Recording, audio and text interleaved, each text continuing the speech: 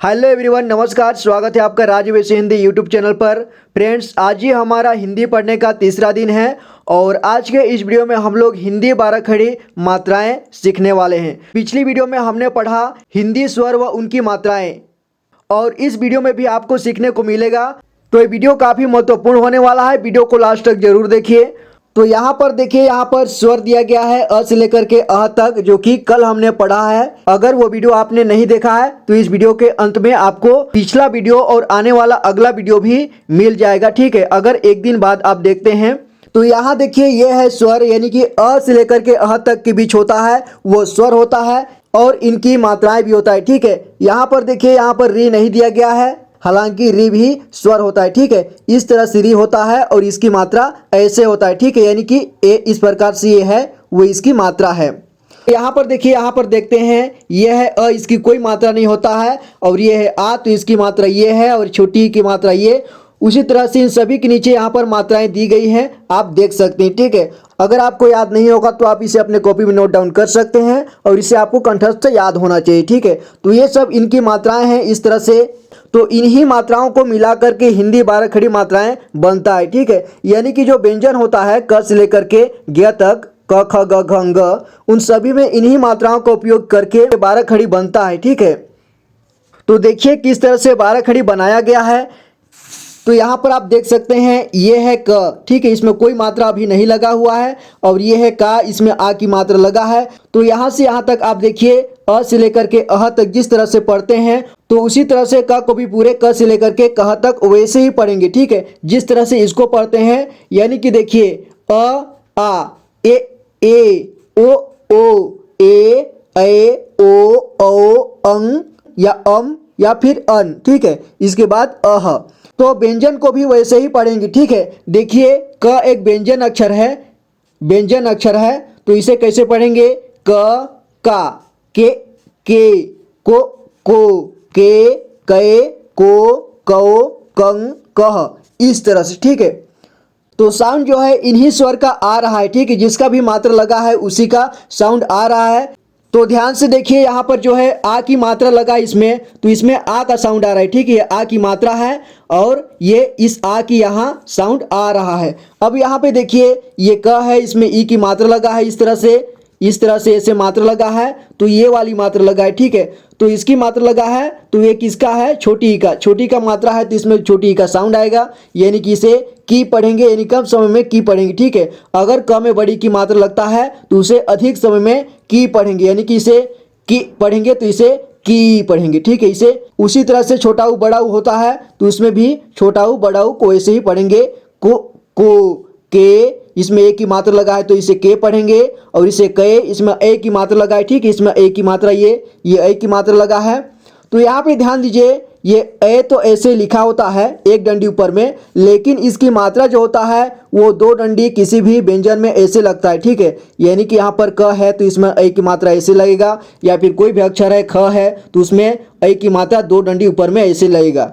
तो ए जो होता है लिखा हुआ उसमें एक ही डंडी होता है, ठीक है, क्योंकि एक तो ए अपने आप में ए होता है और इसमें एक डंडी लगा देते हैं तो ए बन जाता है, तो ये ए है। और जो ए जो लिखा होता है इस तरह से, उसमें कोई मात्रा ऐसे लगाया गया नहीं होता है, लेकिन इसकी मात्रा ये वाली है, ठीक है। ए की मात्रा एक सिंगल होता है। तो उसी तरह से यहाँ पर देखिए, को, इसमें ओ की मात्रा लगा है तो इसमें ओ का साउंड आ रहा है, और ये ओ, तो इसमें ओ की मात्रा लगा है तो इसमें ओ की साउंड आ रहा है, और इसमें अंग की मात्रा लगा है तो इसमें अंग का साउंड आएगा। देखिए, इसे क्या पढ़ेंगे? इसे पढ़ेंगे को, इसे पढ़ेंगे को, इसे कंग क्योंकि इसमें अंग की मात्रा लगा है, और इसे पढ़ेंगे कह क्योंकि इसमें अह की मात्रा लगा है।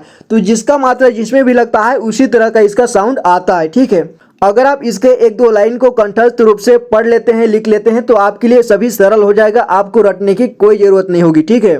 तो चलिए इसको फास्ट वैसे ही पढ़ते चलते हैं ताकि आपको सुनकर सभी को पढ़ना आ जाए, ठीक है। देखिए, का के को के को कंग कह, ठीक है, ये हो गया। अब ख का देखिए, खा खे खो खे खो खंग खह। इसके बाद है गा गे गो गे गए गो गौ गंग गह। घ घा घे घे घो घो घे घे घो घो घंग घ। देखिए इसे ये अंग की मात्रा को 2 या 3 तरह से उच्चारण किया जाता है, तो इसे 2 या 3 तरह से आप बोल भी सकते हैं, ठीक है। इसे घंग भी पढ़ सकते हैं, इसे घम भी पढ़ सकते हैं और इसे घंग भी पढ़ सकते हैं। और नीचे देखिए अंग का है, अंग का जरूरत नहीं पड़ता है इसलिए हम इसका नहीं भी पढ़ेंगे। अगर पढ़ेंगे तो इस तरह से आप पढ़ सकते हैं, जैसे इसको पढ़ते हैं अंग, तो इसका क्या पढ़ेंगे अंग अंगा अंगे अंगे अंगो अंगो अंगे अंगे अंगो अंगाओ अंगंग अंगह, ठीक है। लेकिन इसका खास तौर पर जरूरत नहीं पड़ता है, तो इसको ना भी पढ़े तो भी ठीक है। अब यहाँ देखिए च चा चे चे चो चो चे चे चो चौ चन चह। इसके बाद छ छा छे छे छो छो छे छे छो छौ छन छह। देखिए इन सभी में स्वर की मात्राएं लाइन से लगाया गया है, ठीक है। जैसे ये ज की जगह मान लेते हैं ये अ है, इसके बाद यहाँ आ, यहाँ छोटा ई बड़ा ई छोटा उ बड़ा उ ए ओ औ अंग अह, इस तरह से, ठीक है। तो इसी तरह से सभी में बार बार वैसे ही मात्रा लगाया गया है, तो इसको वैसे ही उच्चारण भी किया जा रहा है। यहाँ देखिए झ का झ झा झे झे झो झो झे झे झो झौ झन झह। देखिए इसको हमने नहीं पढ़ा, ये ज है तो इसको कैसे पढ़ेंगे ज जा जे जे जो जो जे जय जो जौ जन जह, इस तरह से। अब देखिए य का भी उपयोग नहीं किया जाता है, इसलिए इसका ना भी पढ़ें तो भी ठीक है, लेकिन पढ़ेंगे तो किस तरह से पढ़ेंगे देखिए या ये यो यो ये यो यो यन यह, इस तरह से। अब है ट का देखिए ट टा टे टे टो टो टे टे टो टो टन टह। इसके बाद है ठ ठा ठे ठे ठो ठो ठे ठे ठो ठो ठन ठह। डा डे डे डो डो डे डे डो डौ डन डह। ढा ढे ढे ढो ढो ढे ढे ढो ढौ ढन ढह। अणा इणे इणे ओनो ओनो इणे अड़ाए ओणो अड़ाओ अड़न अड़ह। इसके बाद है ता ते ते तो ते ते तो तौ तन तह। आगे थ का देखिए थ था थे थे थो थो थे थे थो थौ थन थह। दा दे दे दो दे दे दो दौ दन दह। धा धे धे धो धो धे धे धो धौ धन धह। अगला न का न ना ने नो नो ने नए नो नौ नन नह। अब देखिए प का प पा पे पे पो पो पे पे पो पौ पम पह। फ फा फे फे फो फो फे फे फो फौ फम फह। आप चाहें तो इसे फास्ट भी पढ़ सकते हैं इसे रटने के लिए, ठीक है। इसे पढ़ने में भी आसान होगा। जैसे देखिए ब बा बी बी बु बु बे बे बो बौ बम बह। भ भा भे भे भू भू भे भाए भो भौ भम भह। मम्मा मिम्मी मुमु मे मैं मो मौ मम मह, ठीक है। अगर यहाँ पर देखिए यहाँ पर इस तरह से छोटी बड़ी की मात्रा लगी होती है, छोटा उ बड़ा उ की मात्रा लगा होता है, तो उसको कम समय पढ़ा जाता है, अधिक समय पढ़ा जाता है। तो जब आप फास्ट पढ़ते हैं तो इसे उस तरह से न भी पढ़ें तो भी ठीक है, ठीक है।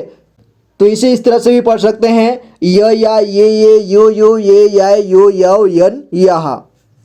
इसके बाद र रा रे रो रे रे रो रो रन रह।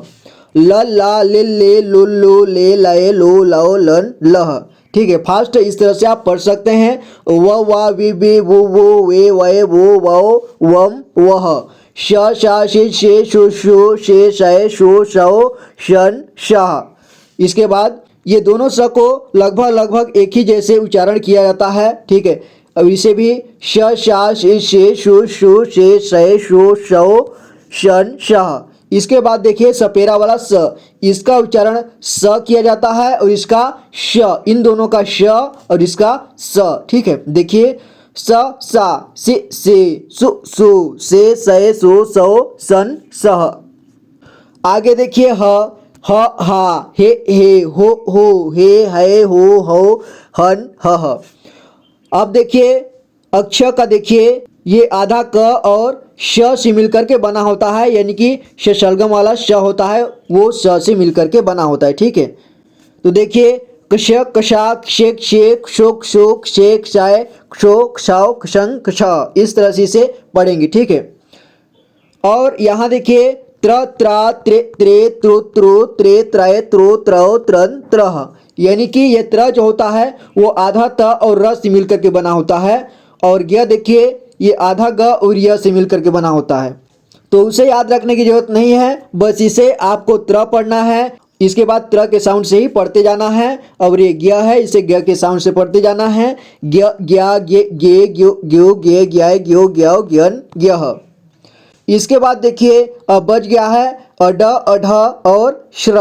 तो देखिए अड ड और अंग, ये तीनों में अंतर है। ठीक है, ये हो गया ड और ये जो है वो अड है और ये जो है वो अंग है। ठीक है, इन तीनों में देखिए अंतर है। ये ड में कोई बिंदी नहीं है और ये अड जो होता है उसमें नीचे बिंदी होता है और अंग जो होता है उसमें साइड में बिंदी लगी होती है। ठीक है, तो इन तीनों को आपको अलग अलग पहचान में आने चाहिए। और देखिए यहाँ पे अढ है, तो अढ कैसे होता है, देखिए एक ढ होता है और एक अढ, तो इसमें बिंदी होती है, बस इतना फर्क है कि इसमें बिंदी होती है अढ में और ढ में कोई बिंदी नहीं होती। ठीक है, ये सिंपल ऐसा ही होता है, तो इसका भी अंतर आपको याद रखना है। तो देखिए इसको पढ़ते हैं अड अडा इडे इडे उडो उडो इडे इडाए उडो अडो अडन अडह। इसके बाद अढ अढ अढा इढे इढे उढो उढो इढे ढाए उढो अढाओ अढन अढह। अब देखिए श्र, ये श और र से मिलकर के बना होता है, ये आधा श शलगम वाला श और र इस तरह से मिलकर के बना होता है। तो इसे श्र ऐसे ही पढ़ना है और ऐसे ही लिखना है। ठीक है, इस तरह से जिस तरह से रहता है वैसे ही लिखना है इसको। देखिए श्र श्रा श्रे श्रे श्रो श्रु श्रे श्राय श्रो श्राओ श्रन श्रह, इस तरह से आपको पढ़ना है। तो आई होप कि आपको ये समझ में आया होगा।